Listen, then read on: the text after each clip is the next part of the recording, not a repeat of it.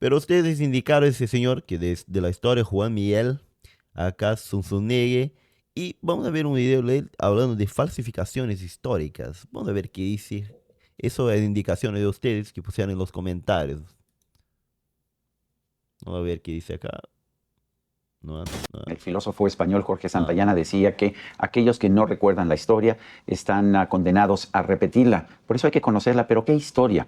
Porque también nos hemos dado cuenta de que a veces hay versiones muy distintas de lo que realmente aconteció en un momento. Por eso para mí es muy importante tener este libro aquí conmigo. Se él habla de falsificar la historia, ¿no? llama Falsificar la historia, Ah, del escritor Juan Miguel Zunzunegui. Juan Miguel, gracias por estar con nosotros. Y una de las cosas mira qué interesante. Vamos a verlo. que señalas al principio de este libro es que a los seres humanos nos gusta mentir, nos gusta falsificar historias. Cuéntanos. Bueno, es una premisa fundamental. La sociedad actual no podría sustentarse sin la mentira. Tú imagínate que fuéramos todos por ahí Muy bueno. Me gustó eso, señor acá. Ah, la sociedad no podía sostenerse sin la mentira. Prácticamente eso. diciéndole a todo el mundo lo que pensamos realmente de ellos.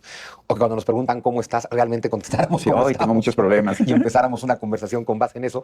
Pero si lo aplicamos a la historia, que puede ser de los colectivos o la historia que nos contamos de nosotros mismos, porque es bien importante recordar eso, ¿no? Nosotros nos contamos una versión de la historia de nosotros mismos, que es con la que habitamos el mundo, ¿no? Y siempre decimos que estudiamos historia para poder comprender el pasado. Yo digo que estudiamos historia para explicar y justificar el presente. Y con base en Ah, mira. Entonces, sí, yo escuché bastante eso. Ah, hay que estudiar historia para intentar entender. Interesante entender el pasado. Pero acá habla del presente. Voy a volver a escuchar esa parte nuevamente. Cuando comprender el pasado, yo digo que estudiamos historia para explicar y justificar el presente. estudiamos historia para explicar y justificar el presente, lo que pasa hoy.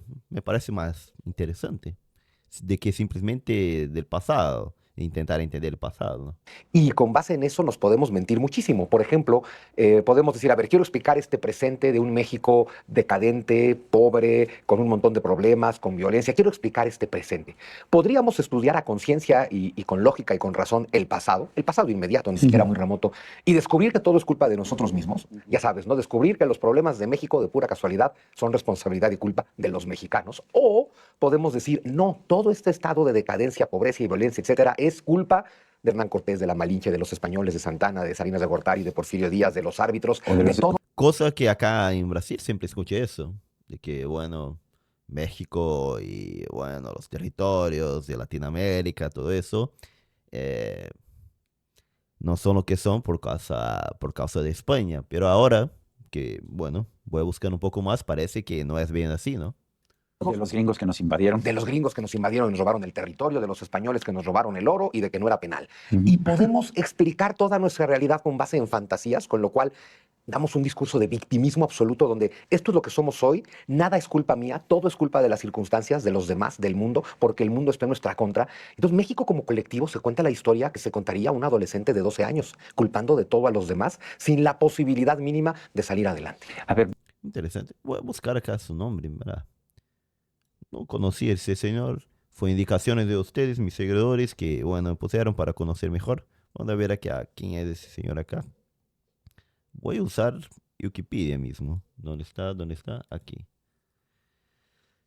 Juan Miguel Zunzunegui nació en 1975, Ciudad de México. Es un escritor y conferencista mexicano conocido por su enfoque crítico y revisionista de la historia de México. A lo largo de su carrera ha publicado varias obras literarias e ensayos históricos en los que busca desmitificar algunos de los episodios más relevantes del pasado mexicano, ofreciendo una perspectiva diferente a la tradicionalmente aceptada. Además de su faceta como escritor, Zúñiga se ha destacado por su presencia en medios de comunicación donde participa en programas y podcasts sobre historia, cultura y política. Su estilo de escritura se caracteriza por un lenguaje accesible, lo que permite llegar a un amplio público tanto en México como en el extranjero. Interesante acá. Nació en Ciudad de México.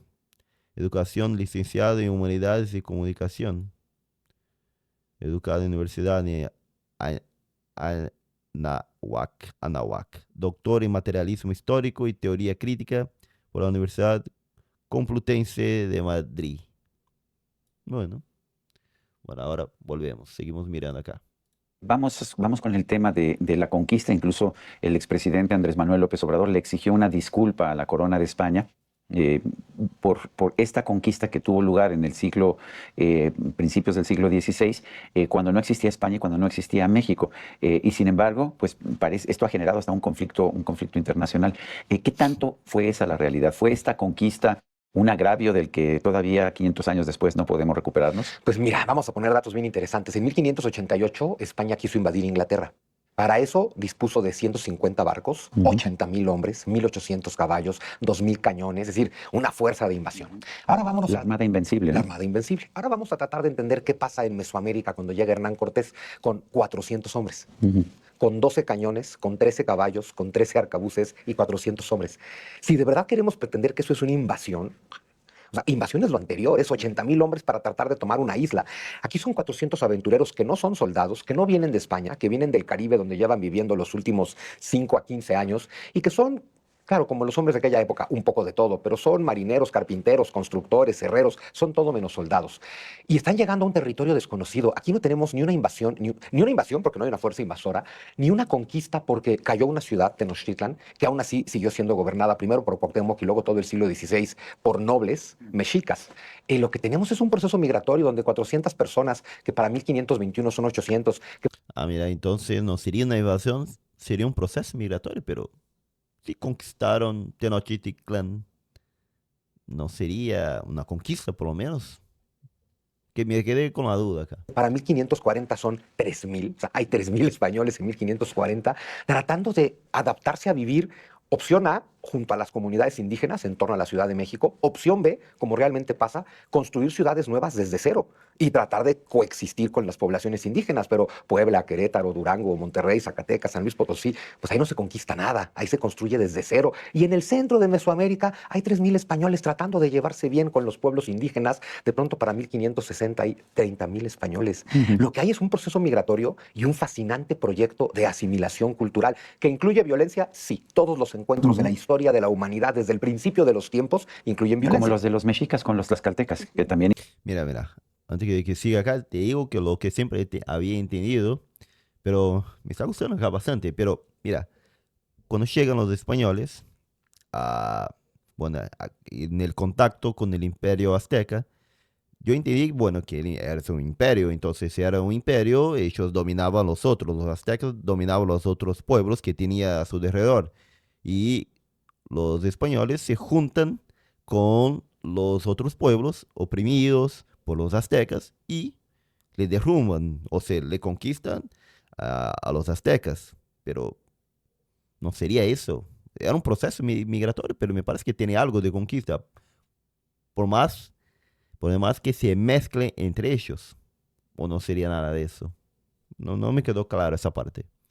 Incluían violencia, ¿no? Bueno, a ver, es curioso, ¿no? Porque si llegan los españoles en el siglo XVI, nos damos este discurso de llegaron estos españoles a invadirnos, conquistarnos, saquearnos e imponernos a su Dios. Pero 200 años antes, los mexicas hicieron exactamente lo mismo. Y eso parece no molestarnos, porque hay que recordar que de 3,000 Sí, años creo que viene de una parte más, lo que hoy sería más al norte de Estados Unidos, algo así, ¿no? de civilización mesoamericana, los mexicas aparecen los últimos 300. Un pueblo de chamanes nómadas del desierto de Nevada que invaden una civilización mesoamericana de la que ellos no son parte. Ellos no son ni sus creadores, ni sus constructores, ni sus máximos desarrolladores.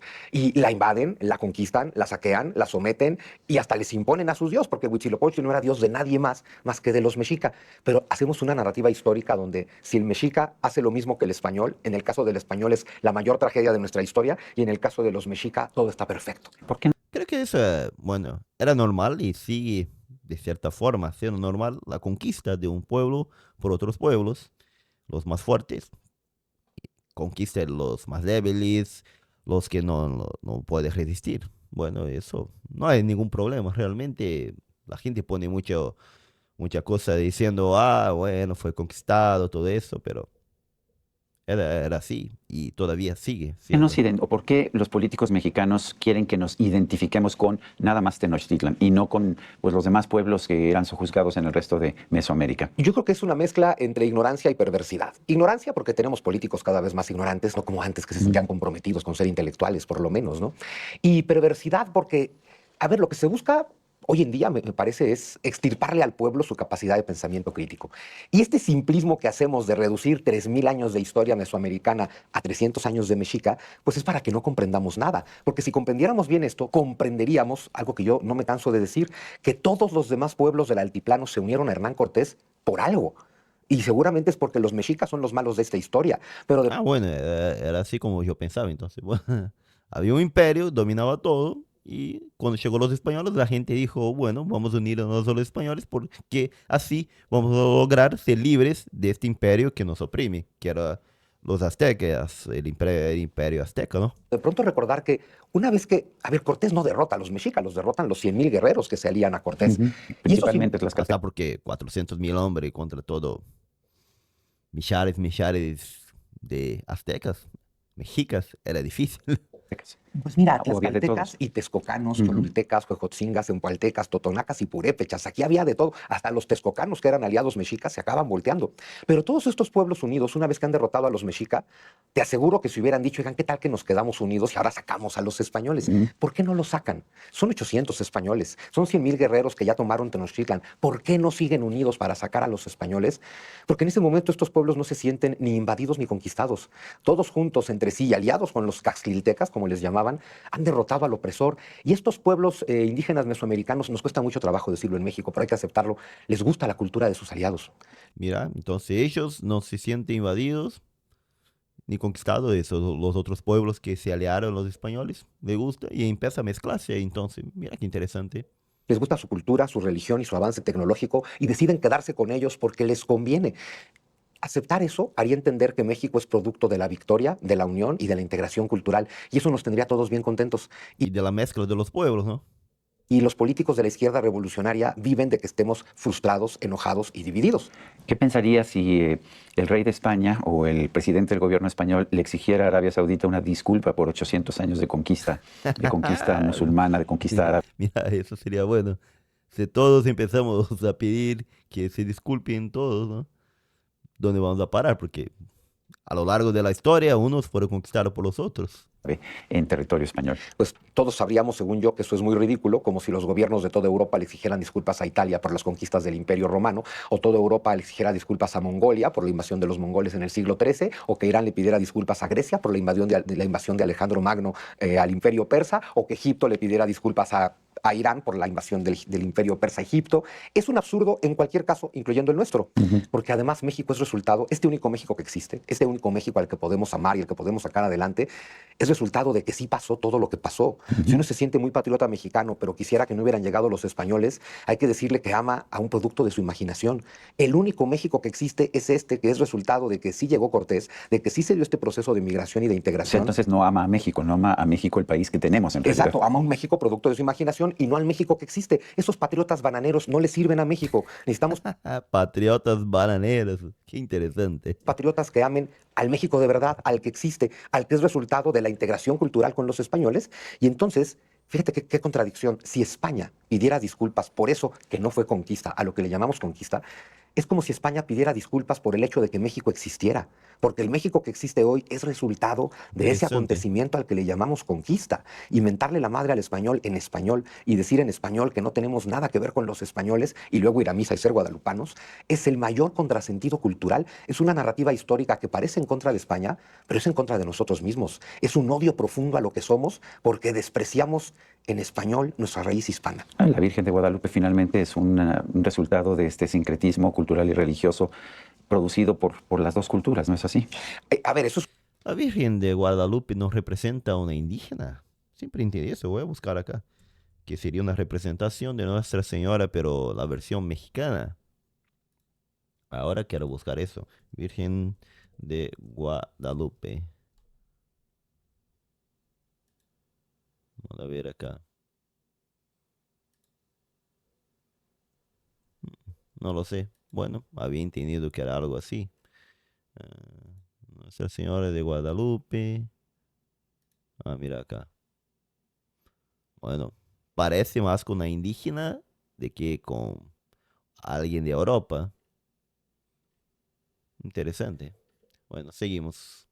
Sería un resultado de este sincretismo que hubo. Interesante. Es una cosa fascinante que es bien importante entender. Hay una Virgen de Guadalupe en Extremadura, España, con ese nombre. Una virgen también morena, de hecho. También morena, Sí, negra negra, casi, sí. sí. Y es una virgen del siglo XIV, y es la virgen que trae Hernán Cortés y los extremeños. Y aquí tenemos a Ah, Tonantzin. mira. Y hay que entender, y eso es bien bonito, la Guadalupe mexicana no es la Guadalupe extremeña y no es la Tonantzin, es mestiza.